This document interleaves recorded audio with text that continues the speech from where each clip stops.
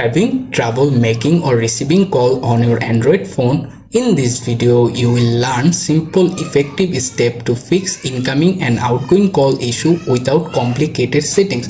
Follow along carefully and let's get your phone calling normally again in just a few easy minutes today. First of all, unlock your phone, then swipe the top of the screen to open the notification panel, then swipe again to open the quick panel menu. Here you can see various options. Look for the airplane mode option, tap on it to turn it on and wait a few seconds. After that, tap on it again to turn it off. Sometimes this process works mostly, but if your problem is still, don't panic. Now open the settings app on your phone, then scroll down a little, find the apps or application option, tap to open it. In the menu you can see all of apps appear there.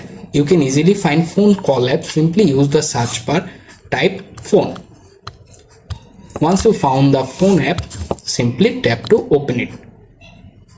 In the menu you can scroll down and tap on storage. Here you can see two buttons, clear cache, clear data. Tap on the both button one by one to clear them.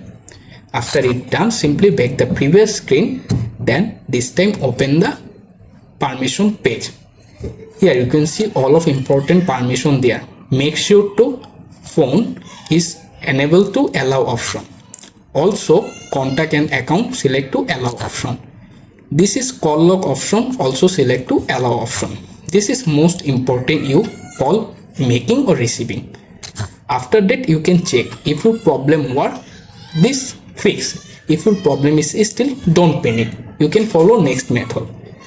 Your phone may be system update pending, so your phone try to updating the latest version. To do that, simply back to the settings page again, scroll down a little, find the software update option, tap to open it.